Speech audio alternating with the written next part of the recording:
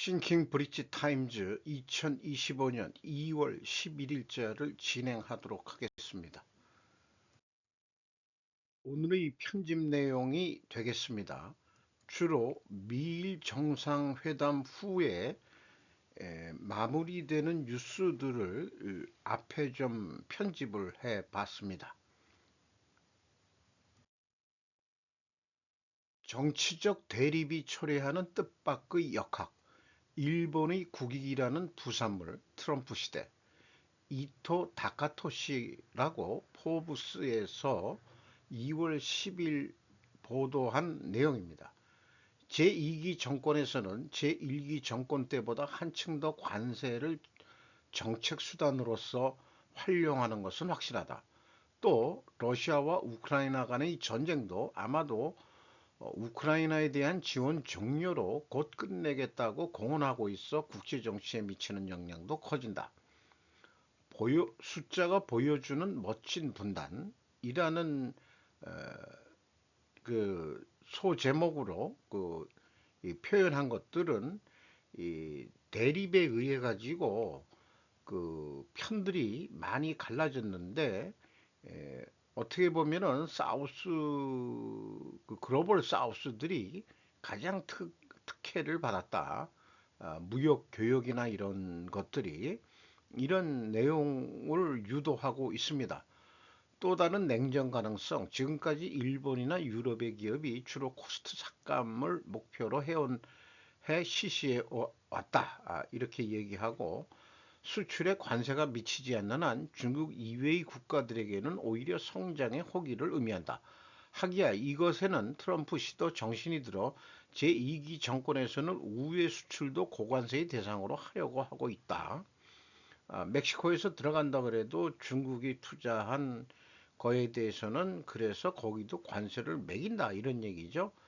다시 냉전 가능성, 반면 러시아의 우크라이나 침공은 서방 국가 러시아 제재로 발전했기 때문에 러시아, 중국, 인도와 경제적으로 접근했다.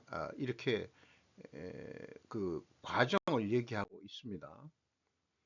또 무역 결제는 위안화 표시로 하는 등 중국의 금융 시스템에 의존하게 되었다. 러시아가 중국은 나아가 중동으로부터의 석유, 가스 수입도 위안화 표시로 하는 등 위안화의 국제화를 진행시키고 있다. 북과 남이 계기에 어떻든 전투 상태가 되면 러시아군이 한반도에 와서 북한군과 함께 싸우겠다는 것일 것이다. 한국 전쟁의 재발이다. 이런 것까지 예측을 해보고 있는 그런 내용이네요. 이번 정치, 경제, 군사의 분단은 동서냉전과 세 가지 점에서는 크게 다르다. 첫째, 무역의 분단이라고 해도 아직도 서방 국가의 중국의 수출입 투자 의존이 크다는 것. 둘째, 동서냉전에서는 핵무기에 의한 상호 억제력은 미국과 소련 사이의 것이었는데 현재는 중국의 대두, 인도, 파키스탄, 북한으로서의 확산으로 인해 핵 억제력은 보다 복잡한 관계가 되고 있다. 셋째, 현재의 서방 국가 대 중국러의 대립을 냉랭하게 보는 글로벌 사우스의 나라들이 큰 경제력을 갖게 되었다는 것이다. 대립은 일본의 국익일 가능성이라는 것으로 유도하고 있습니다. 다만 미중 대립, 미러 대립이 일본에 미치는 영향에 대해서는 사태의 진전에 따라서는 일본의 국익에 있어서 도움이 된다고 하는 생각도 있다. 미중 대립이 계속되는 편이 일본 입장에서는 상당히 대처하기 쉬운 시나리오이다. 그 사태 진전이라고 했지만은 왜 그러냐 그러면은 대처하기 쉬운 시나리오다. 미중 대립이 이렇게 좀 몰고 가네요. 일본으로서 유럽이나 호주와 연계하면서 제2 트럼프 행정부의 정책 전략에 대해 모든 가능성을 머리에 두고 대처법을 미리 생각해 두는 것이 중요하다. 2025년의 국제무역체제, 국제정치체제, 군사적 긴장은 위기사항이 될 가능성도 있지만 일본에 있어서는 국익을 발휘할 수 있는 기회가 될 것이다. 이렇게 이 글을 읽으면서 제가 느낀 게 우리가 일본을 비판했을 때처럼 경제적 동물이라는 말이 언뜻 떠오르네요. 미로 대립 중간에서 상황에 따라 일본이 이익을 챙길 기회라고 부추기는 경제학자입니다.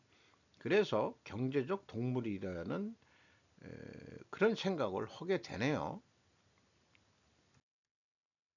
미일 순회 회담의 배후 논리 끝으로 설명, 논리 끝으로 설명까지일 것 같습니다. 이시바 총리의 트럼프 알잖아? 이런 제목으로 수혜잡기 신따로 기자가 산케이 신문에서 2월 10일 보도한 내용입니다. 뭐 중간에서부터 내용을 가져왔는데 지난해 말부터 치밀하게 준비한 것이 주요해 예측할 수 없는 상대와의 회담을 무난히 마쳤다는 게 일본 언론의 평일 것 같습니다. 이론적 논의를 좋아하는 총리와 자국의 득실을 최우선시하는 트럼프는 구체적인 정책론으로 맞물렸다. 수상은 상대가 흉금을 터는 것을 느꼈다. 트럼프 당선인이 내세우는 대일 무역 적자 해소를 염두에 두고 일본의 미국에 대한 투자는 최근 5년간 연속 세계 1위라고 강조하며 1조 달러 약 152조 엔 규모까지 끌어올리겠다는 뜻을 전했다. 추상적이고 이념적인 얘기는 서로 좋아하지 않는다. 구체적인 이야기를 했다고 회고한다. 시나리오는 지난해 12월부터 제1차 트럼프 행정부를 아는 외무, 경제산업, 방위각 부처 관료들과 회의를 이시바 총리가 거듭했다는 겁니다. 1월 중순 이후에는 휴일도 반납하고 과거 발언부터 취임 후 대통령령 문건까지 분석해 문답 패턴을 여러 개 마련했답니다. 수상은 주변에 더 이상은 없다고 말할 수 있을 정도로 준비했다고 말했다. 이치로 따지는 석파, 납득할 수 있는 트럼프 씨라는 소제목의 사진을 게재했습니다. 미일 정상회담의 결과를 두고 일본의 자존심을 높이고 싶은 그런 미일 정상회담이 끝난 거를 나름대로 일본이 잘했다 뭐 이런 쪽으로 기사를 낸 거네요. 그리고 다른 뉴스 중국이 미일 정상회담 항의 강한 불만 표출 일본 측은 중국에게 뭐 건의를 했다 현안을 이런 얘기 것 같습니다. 아, 일 일본은 중국에 현안 건의했다. 이게 이제 일본 원문이 되겠어요. 미즈카 세이헤이 이것도 산케이 신문 2월 10일자 보도 내용입니다. 중국 외무성의 류 무슨 송 아시아 국장은 10일 주중국 일본 대사관의 요코지 아키라 수석 공사와 면회에 일미 정상회담에 대해 엄중한 항의를 실시했다.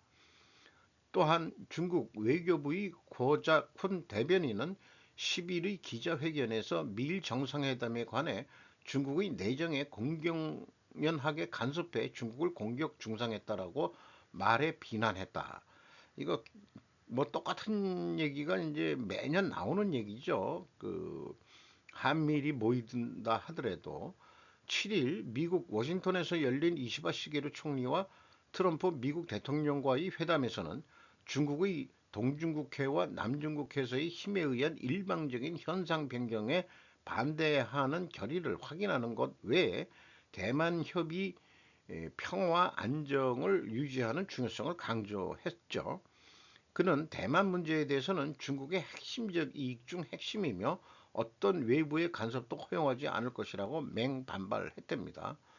미일 정상회담에서 미일 안전보장조약 제5조 적용 대상에 포함시키 되는 것을 확인한 센카쿠 제도 오키나와현 이시카시 시에 대해서는 중국 고유의 영토라고 주장했다. 뭐 중국은 항상 그렇게 나오는 것 같고요. 그래서 한미 정상회담이 어떻게 열릴지 불투명하지만 분명 한미일 공조 체제에서 종전 윤칸이 표명한 동일한 성명이 나올 확률은 100%다.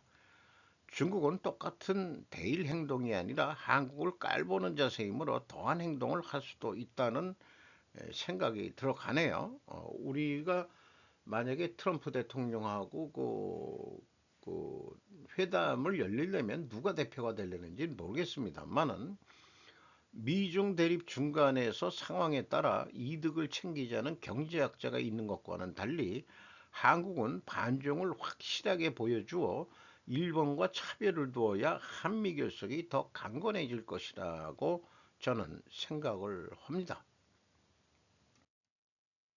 석파를 AI가 돌팔이라고 번역을 했네요.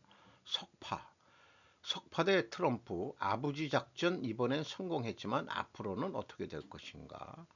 자, 일본 언론의 정리보다도 텍스트 바이 코리어 재팬이니까 뭐 일본판이긴 합니다만은 좀 반대적인 견해를 밝혔습니다.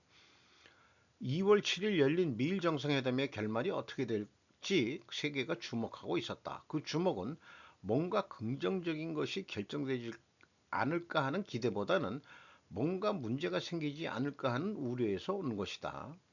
영국 미디어 BBC는 안심할 수 있는 것이었다라고 평하고 미국 미디어 폴리티코는 현상 유지로 현재로서는 충분할 것이다 라고 평하고 있다. 동맹 관계가 공고히 유지된다는 보장이 있다면 이시바의 태도도 유효한 작전의 하나일지도 모른다. 그러나 트럼프 상대로 그것은 먹히지 않는다고 미국 전직 외교관 엘리자베스 셔켈포드는 뉴욕타임즈에서 지적하며 트럼프의 마음에 들기 위해 아부하는 것은 쓸데없는 짓이라고 일도양단했다. 일도 뭐 칼을 쓰던 나라니까 한 칼에 갈랐다. 이런 얘기죠. 쓸데없는 짓이라고. 트럼프는 자신이 편한 한 사람을 이용할 것입니다. 하지만 그는 사람을 잘라내는 것에 아무런 문제도 느끼지 않아요. 나중에 평가받는 일은 없기 때문에 아첨으로 포인트는 벌 수 없어요. 그는 자기 사정으로 아무 일도 없었던 것처럼 행동하니까요. 요게 이제 그 미국의 전직 외교관의 표현이라는 겁니다. 어쨌든 트럼프 2.0은 바이든의 한미일 공조 내지는 동맹 관계는 그 정책을 변경하지는 않을 것이라는 뉴스도 있습니다. 정부빚 사상 최대 1317조엔 2024년 말 의존 탈각 전망 목태 교도통신이 2월 10일 날 보도한 내용입니다. 재무부는 10일 국채와 차입금, 정부 단기증권을 합한 정부빚이 2024년 말 기준 1317조 6365억엔이 됐다고 발표했다. 잔액은 23년 말부터 31조 1845억엔 늘어 사상 최대치를 경신했다.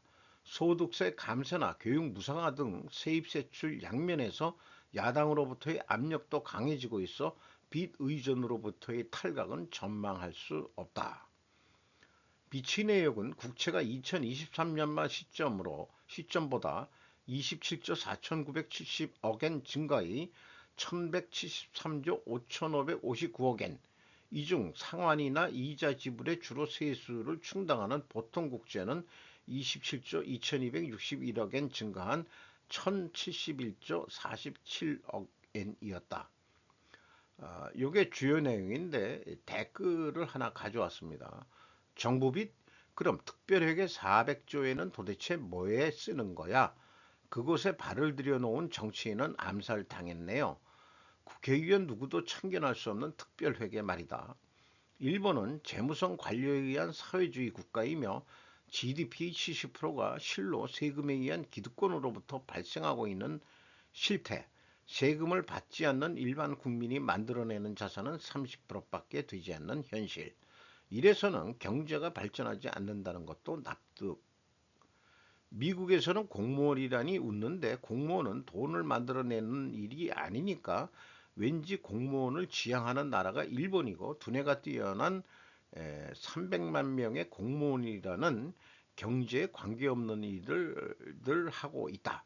엘리트들이 주로 공무원들이 간다는 얘기도 의미인 것 같습니다. 더 창업하든 경제가 관련되는 일을 하든 근본적인 생각을 바꾸지 않으면 일본은 위험하다. 이렇게 얘기하고 있네요. 나름대로 그 비판적인 시각이 있는 일본인 그 독자인 것 같습니다. 고려아연 중통제광물 국내에서 유일 생산 자원안보에 기여. 다른 언론에서도 이미 취급한 겁니다만은 서일원 기자가 조선비저에서 2월 10일 날 14시 17분에 보도한 내용입니다. 중국 상무부가 수출 통제 조치를 단행한 전략광물 품목 중 인디움 비스무스 텔루리움을 국내에서 유일하게 생산해 안정적으로 공급하고 있다고 10일 밝혔다.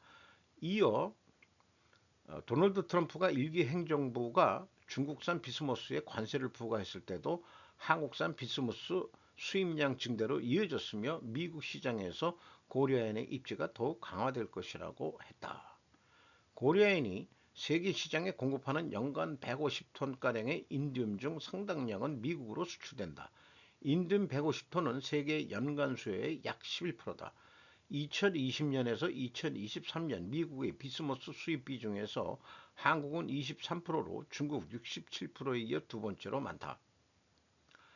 텔루림도 고려아연이 연간 100 내지 200톤 생산해 왔는데 이번 통제 조치로 중국산 대체 수요가 증가할 것이라고 예측된다. 이런 내용이 있네요. 미국에서도 고려아연의 중요성을 현재 높게 평가하게 됐다. 그런 분위기인데 미국 의회 핵심 광물 협의체라는 게 있는데 공동 의장을 맡고 있는 에릭 스와르웰 연방 하원의원은 지난해 12월 국무부에 서한을 보내 고려아연은 중국의 영향력으로부터 미국의 핵심 광물 공급망을 보호하기 위해 필수적이라고 했다. 이것은 그 가운데가 이 고려인 최윤범 회장이고 옆에 있는 사람들은 뭐 부장급 내지는 임원급이 됐을진 모르겠네요. 제가 이분들을 만나가지고 그 저기 얼굴을 본 적이 있습니다. 뭐 아이소 심사 때문에 가서 인사도 하고 그렇게 고려아연에 대해서 아이소 심사를 다녀간 했었죠. 은퇴 전에. 그래서 고려아연에 대해서는 뭐 누구보다도 제가 잘 알고 있는 입장입니다. 전에 봤을 때보다 살이 꽤 쪘네요. 이 사람. 내 이름은 잊어버렸는데 저하고 뭐 종씨라고 그렇게 얘기를 뭐 자기가 스스로 한 게 그 저하고 또 최문수 회장은 나이 차이가 많으니까 별로 그냥 인사만 온산재련 소장을 할 때 인사를 했습니다. 이 사람도 좀 보긴 본 사람인데 다 잊어버렸어요. 오래됐으니까 한 20년 됐으니까 잊어버렸죠. 털씨 개버드 갓바드 저건 이름이 좀 이상합니다만은 청문회장 뒤집은 그녀는 누구인가? GDN 유튜버에서 가져왔습니다. 그가 법을 어긴 것은 맞지만 그의 폭로가 국민들에게 중요한 진실을 알린 것 또한 사실입니다. 스노든은 법을 어겼지만 동시에 정부의 불법적인 감시 프로그램을 폭로했다. 나는 그의 방법에 동의하진 않지만 그가 우리에게 알린 진실의 가치는 인정해야 합니다. 이게 스노든이라고 영어까지 됐었죠. 청문회장에서 이 흰색 옷을 입고 그 이 뭐 청문회 임하는 그런 그 털씨 가버드의 그 얘기인데 군 경력이 뭐 20 몇 년에 정치를 하면서도 군을 할 수 있는 모양이죠. 하와이 출신 하원의원부터 시작했다고 합니다. 국가정보국장에 임명될 것인지 그게 이번 주에 될지 뭐 일단 뭐 고개를 넘었다가 문지방은 넘었다 이런 얘기가 나오고 있습니다. 그리고 원래 민주당이었는데 2022년에 자기 소신하고 틀려져 가지고 트럼프 캠프에 합류했습니다. 어, 그래서 이런 표현이 있네요. 진실을 알리는 것이 국가를 배신하는 행위인가? 스노드는 반역죄 등에 의해 가지고 망명을 해서 지금 러시아에 살고 있다는 것도 소개를 하고 있습니다. 뭔가 진급 장교로 했을 때 한 그때 사진인데 지금 뭐 나이가 그 뭐 40대 중반 정도라고 합니다. 결혼 여부는 잘 모르겠습니다만은 어쨌든 미국 그 정보기관들의 최고 수장이를 이 트럼프가 지명했다는 얘기입니다. 제가 2024년도 영업 잠정 실적에 대한 매출액 또는 손익구조 30%, 대규모 법인은 15% 이상 변경 시 공시를 하게 돼 있는데 거기에 회사들은 주요 원인을 설명하게 돼 있는 게 의무사항인데 제가 시리즈를 한 10번 했습니다. 어느 정도 뭐 감은 잡을 수 있는데 대부분 연결로 공시가 되고 있어요. 그래서 여기 그 한화 에어로스페이스는 이제 그 방위 산업으로서 그 관심이 가는 기업인데 뭐 매출도 11조 2,400억 정도 하고 20.2% 증가했고 그다음에 영업 비용은 9.8%밖에 증가를 안 했으니까 영업이익이 거의 150%가 증가했는데 회사가 매출액 또는 손익구조 변동 주요 원인이라고 이게 그 금감원 쪽에서 요구하는 거거든요.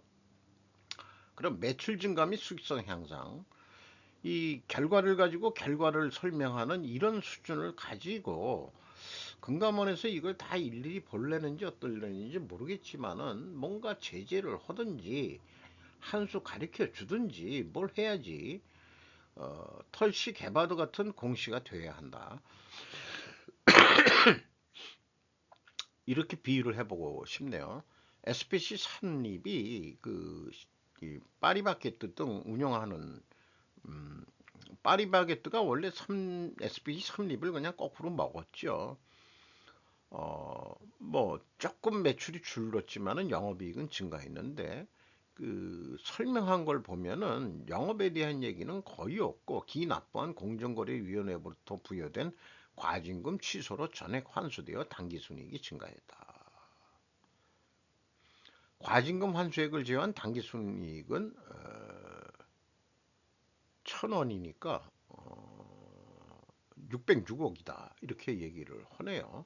영업이익이 이제 991억 원인데 자, 이런 것도 과연 이런 거로 얘기해가지고 그러니까 금감원의 직원들이 얼마나 있는지 모르지만은 이런 거를 모니터링하는 뭐가 있어야 이 투자하는 사람들 그 뭐 기업 밸류업 한다 뭐 금융위원회가 뭐 무슨 제도를 뭐 하는데 그 발표하는 그 수준 자체를 좀 올려야 되지 않을까 저는 그런 답답한 생각이 들어갑니다.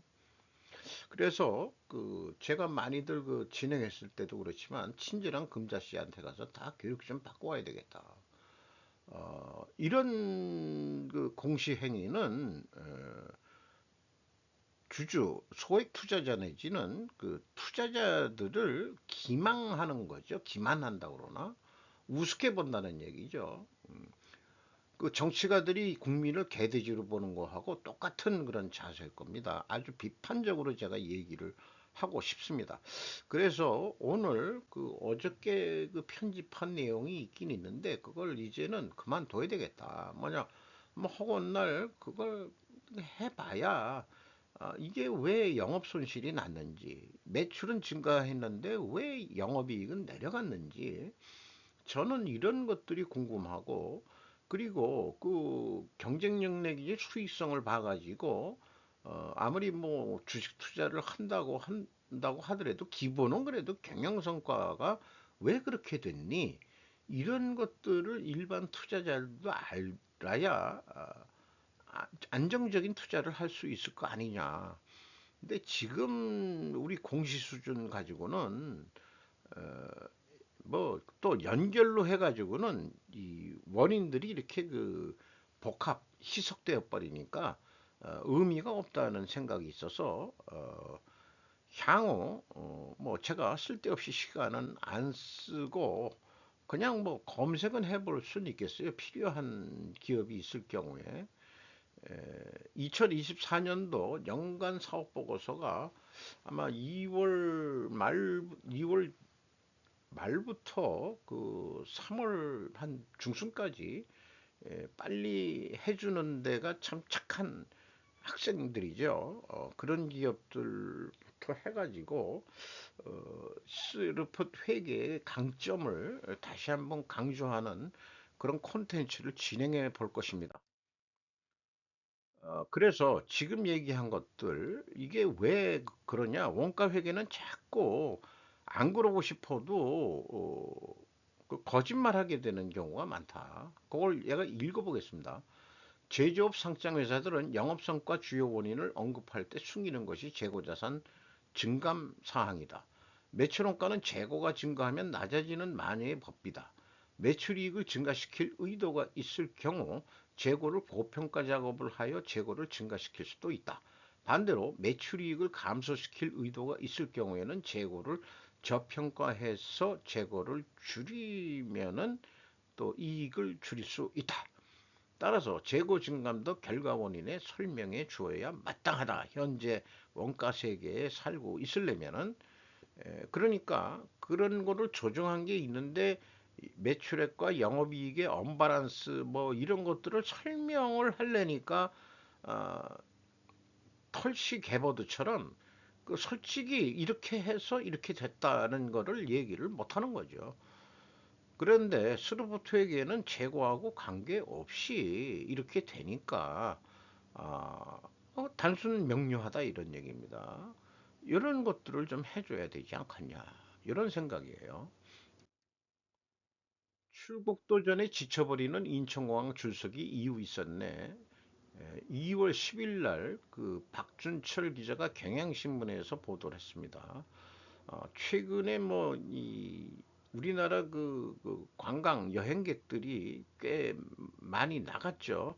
인구의 반이 나갔다 와도 과언은 아니라고 합니다. 이용객들 4시간 전에 도착해야 걱정. 하루 운항의 34%가 특정 시간대, 병목 시간대 집중되어 있어서 쏠리면 첨단 시설 보완에도 정체는 불가피하다. 여객기, 인력 등 분산 배치 필요성 제기. 어, 이렇게 이 병목 시간대에 몰리는 이유가 그 동남아를 가는 경우에는 하루를 꽉 차게 이용하려는 여행객들이 오전 출발, 그러니까 그 인천공항에 새벽에 도착을 해야 됩니다. 저도 똑같이 그랬었어요. 근데 제가 갈 때는 한 여유 있게 2시간 전에 가면 충분했는데 지금 4시간도 어렵다 그런 얘기네요. 항공사 입장에서도 일본과 중국, 동남아 등 근거리는 같은 항공기로 한 번 더 운행할 수 있어 돈벌이가 된다. 그러니까 아침 출발에 그렇게들 많이 몰린다 그런 얘기네요. 반면 피크 시간대가 아닌 난 12시에서 4시에는 시간당 20 내지 30편에 불과해 출국장도 텅 비어 한산했다. 이런 얘기인데 그러면은 이 병목 시간대에 그렇게 많이 몰리면은 에, 설비를 늘리면은 나중에 그 설비가 또 무용지물이 되죠. 한가한 시간대는 제가 이런 것들은 그 대기 시간 이런 것 때문에 병원, 종합병원 같은 거를 해보는데 종합병원도 오전 시간에 많이 그렇게 되는 것 같더라고요. 그래서 뭐 정기 뭐 진찰을 받을 때나 뭐 할 때 전에는 아침에 했는데 예약을 하든 뭐든 가서 또 대기하고 뭐 그런 시간이 많아가지고 오후에 해주면 안 되냐 그랬더니 오후는 안 되고 그러면 한 11시쯤 하시면 안 되겠냐.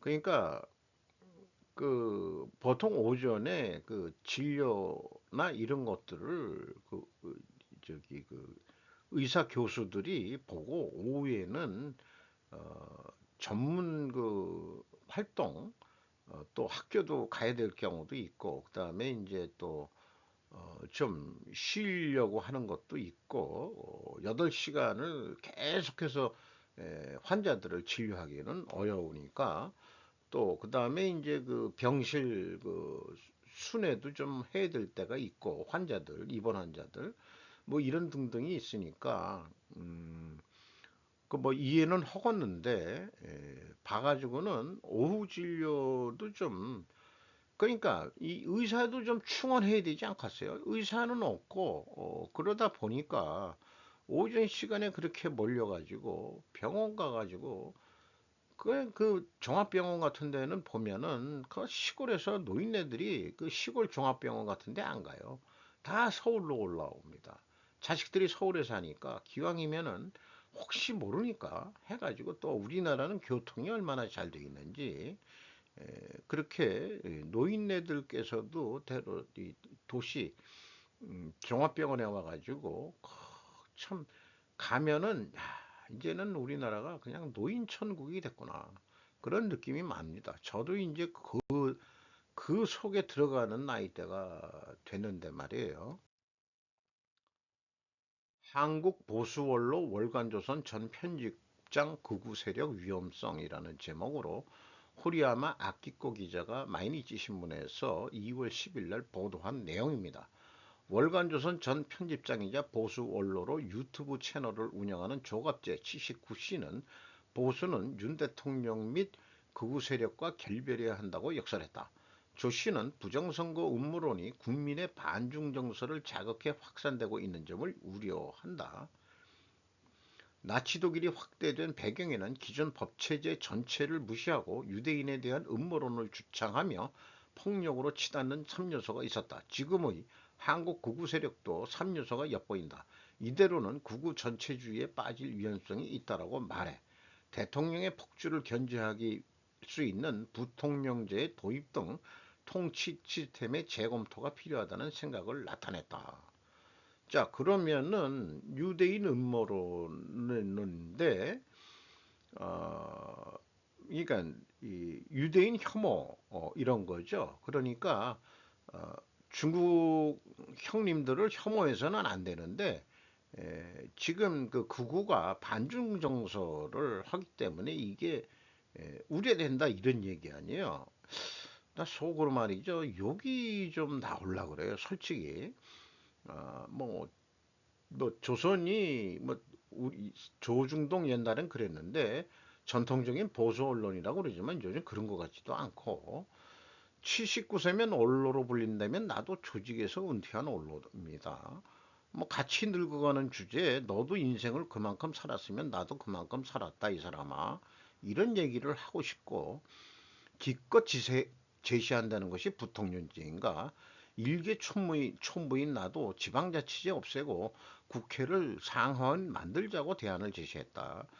우리나라 정치체제의 지금 병목, 제약은 국회입니다. 입법부. 조갑제는 글을 잘 쓰는지는 몰라도 이번 사태의 근본 원인에 대해서는 진지하게 고민해 보았는지 질문해 보고 싶다. 입법부 독재를 막을 장치가 없다는 게 현재의 상권 분립이다. 거대 야당일 경우에 말이다. 물론 국민이 선택한 결과이다. 어느 정도 견제할 수 있는 수준의 의석을 나누어 줄 수준이 못 되었다. 지난 총선에 말이다. 다 내 탓이란 반성도 필요하다.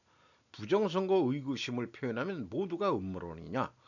조갑제도 친중 냄새가 팍팍 풍기는 느낌을 어쩔 수가 없네요. 인권위 윤 방어권 보장 의결 헌재 증거조사 원칙 준수하라. 장윤 기자가 조선일보 2월 10일 날 9시 42분에 보도했습니다. 야권은 인권이 사망하는 날 인권위원회라는 데가 있는지도 전 뭐 깜빡 잊고 있었고 그다음에 별로 신경을 안 썼는데 국가인권위원회가 윤석열 대통령의 탄핵 심판 방어권 보장 공고 등을 골자로 하는 안건을 가결했다. 그 가결하면 그 힘이 얼마나 미치는 건지 잘 모르겠습니다만은 인권위는 10일 제2차 전원위에 상정된 계엄 선포로 야기된 국가적 위기 극복 대책 공고 이건을 일부 수정에 의결했다. 이런 얘기예요. 인권위 헌법재판소장 권한대행에게 윤 대통령 탄핵 심판 사건 심리 시 피청구인 이 방어권을 철저히 보장할 것, 형사소송에 준하는 엄격한 증거조사 실시 등 적법 절차 원칙을 준수할 것, 사실 인정과 법리 적용을 거르친 일이 없도록 충실하게 심리할 것 등 의견을 표명해로 의결. 그러니까 사법부도 견제할 수 있는 데가 위원회라는 거군요. 난 위원회라 그러면 별로 안 좋아했거든요. 뭔 위원회를 갖다가 그 야당 어, 진보 정당들이 그 좌파들이 집권하면은 허구한 날 무슨 위원회 만들어 가지고 일자리 만들고 그다음에 예산 써먹고 뭐 이렇게 돼 가지고 인민재판 같아 가지고 위원회 한다 그러면은 뭐 시민 의견을 청취한다. 소신껏 좀 정책을 하지 뭔 위원회 의견을 들어 가지고 뭐 국민 무슨 뭐 저기 위원회 만든다.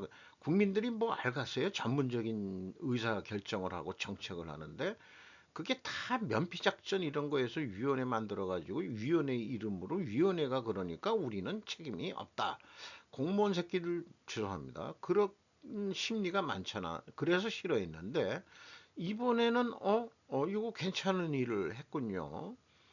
또 검찰청장, 공수처장, 국수본부장, 국방부 조사본부장, 국방부 검찰단장에게 계엄 선포와 관련된 범죄 수사와 관련 무죄 추정의 원칙을 준수할 것, 체포 또는 구속영장 청구를 남발함으로써 불구속 수사 원칙을 위배하는 일이 없도록 할 것을 권고했다. 근데 수사하는 입장은 유죄 추정의 원칙으로 하는 거 아니에요? 그 변호사하고 그 판사가 무죄 추정의 원칙으로 저는 그렇게 이해를 하고 있는데 그래서 한번 검색을 해봤습니다. 어, 그래서 이 찬성한 입장의 의견을 들어보면은 한석훈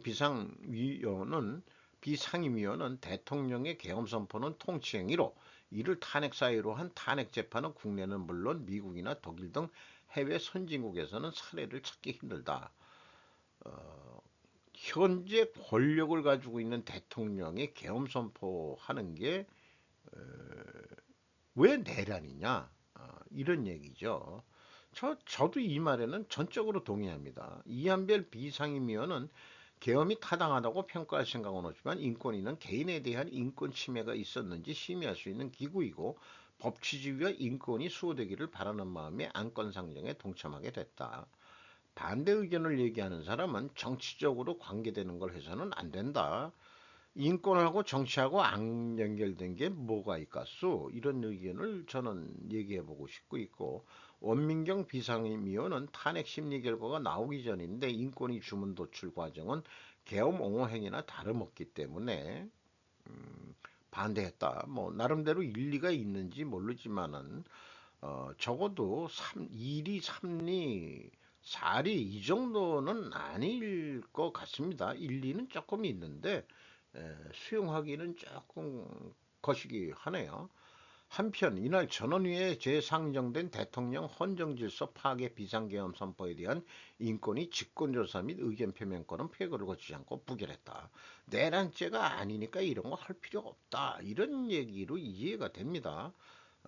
아전 인수로 제가 해석하는지는 모르지만은 그래서 일부 찾아보면 국가인권의법 제1조 이 법은 국가인권위원회를 설립하여 모든 개인이 가지는 불가침의 기본적 인권을 보호하고 그 수준을 향상시킴으로써 인간으로서의 존엄과 가치를 실현하고 민주적 기본질서 확립에 이바지함을 목적으로 한다. 2001년 11월 25일 인권위가 출범하기에 이르렀다. 완전히 새로운 형태의 국가기구의 탄생이자 대한민국 민주주의 역사에서 인권보호 신장을 위한 제도적 기틀 마련이라는 뜻깊은 이정표를 세워지는 순간이었다. 이것은 사람답게 사는 이야기 2021년 11월 그 내용을 가지고 왔습니다. 그리고 인권이라는 데가 그 정부 예산을 받는 데인지 안 받는 데인지 독립적인 어떤 예산 확보를 할 수 있는 건지 이런 것들이 참 애매합니다. 인권위라는 게 주로 좌파 애들을 중심으로 해가지고 그 야권 했을 때 이 주도해서 만들어진 거로 알고 있는데, 지금 거꾸로 기존 보수 세력이라고 할 수 있는 기존 대통령의 그 인권 방어권에 대해서 가결을 했다는 게 의미가 있는 것 같습니다. 중국 드론 다루기 피터 자이안 2월 10일 뉴스레터 내용입니다. 중국이 2년 안에 100만 대 이상의 전투형 드론을 만들 계획인데 미국은 걱정해야 할까요? 이런 거에 중국 또한 중국 드론을 쓸모없게 만들 수 있는 미국의 공간 및 기술 역량도 있다. 이런 게 있고요. 이런 것들이 전쟁에서 써먹으려 그러면은 그 기지가 필요하다. 드론 모선이 만들어지는 것이 있어야 되는데 주로 만든다 그러면 방어용으로 하겠지만은 이것을 수출해 가지고 돈은 조금 벌긴 벌겠지만 이 모든 것을 말하자면 중국의 드론 생산은 규모면에서는 인상적이지만 해상 전투에서의 효과는 제한적일 것이다라고 진단을 하고 있습니다. 이상 마치도록 하겠습니다.